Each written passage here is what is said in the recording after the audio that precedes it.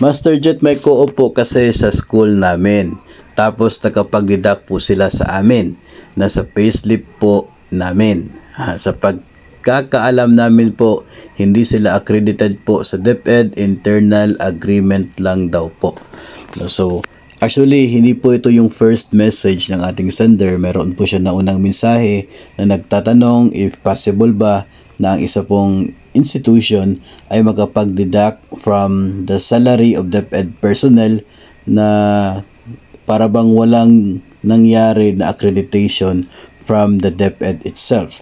No, so ito po ay atin pong sasagutin sa episode na ito gamit po ang isang provision na nakapaloob doon sa DepEd Order Number 20 Series of 2021. Ito pong DepEd Order Number 20 Series of 2021 issued last May 27, 2021. Ito pong Enhanced Guidelines on Accreditation or Re-accreditation of Private Entities under the Automatic Payroll Deduction System Program. Nakapaloob po dito yung agreement ng mga lending institutions at ng DepEd na siya pong dapat sundin nila in accordance with the Automatic Payroll Deduction System.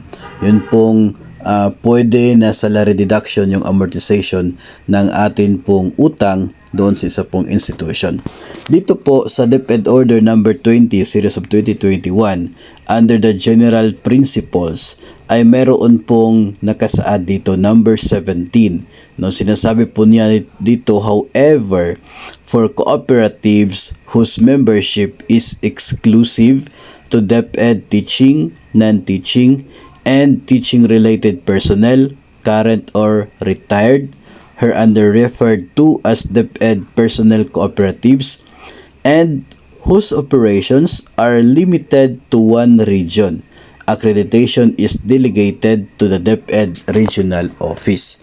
No, so para po ito sa mga kooperatiba, no, DepEd personnel co-ops, na yung operation nila is doon sa limited sa iisang rehiyon lamang.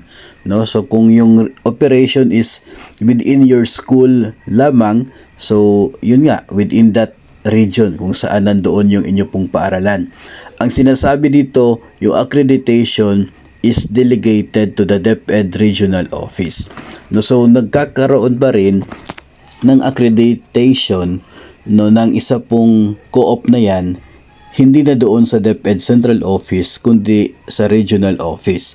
No, so regional director na yung mag-issue ng accreditation sa kanila, no, i-check yan ng APDS Task Force if compliant itong co-op na ito doon sa mga nakaset na requirements, no, guidelines ayon dito pa rin sa DepEd Order Number 20. Kapag nakikita na yung co-op na yan ay pasado doon sa itinakda ng DepEd, so pwede magbigay ng accreditation ngayon yung regional office. Then that's the time na they will be allowed na makapag-deduct mula sa sahod ng mga member borrowers nila. No, so yun po yung sinasabi dito sa DepEd Order Number 20 Series of 2021.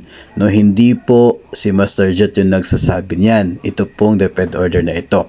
Kung titingnan po natin yung DepEd Order, maging doon sa pinakahuling bahagi po niya, mayroon pong simple and serious grounds para sa matanggal yung accreditation ng isang bangko o kaya ay isang lending institution.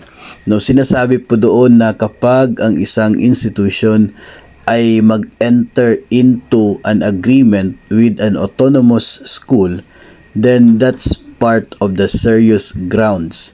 No, serious grounds para matanggal yung accreditation. Pero yung problema natin dito ay unang-una, sa nakikita nila base sa ating sender, parang hindi sila nagpa-accredit sa DepEd. So if ever po na may mga similar cases na nangyayari po sa inyong paaralan, no, pwede po ninyong tingnan itong provision na ito, no, at pwede po ninyong ma-refer sa kanila doon po sa proper authority para matingnan din naman po. Kasi hindi po natin alam, baka magkakaroon ng biglaang audit doon sa Automatic Payroll Deduction System o kaya ay makikita na may mga nakapag-deduct na walang outstanding accreditation, no? So para po maiwasan natin yung mga ganoon pong case, ay habang mas maaga nakikita po at natitingnan itong isang provision na ito na sinasabing binibigay sa regional office yung pag-accredit ng mga DepEd personnel cooperatives, no? So sa ating pong sender at sa mga may mga similar cases po, pwede po ninyong ipakita yung bahaging yon ng DepEd order para naman po ay maging isa po sa mga titingnan ng mga concerned offices para po sa mga future na decision kung magpapatuloy ba yung deduction o kaya ay i-require na mag-apply ng accreditation yung isa pong kooperatiba.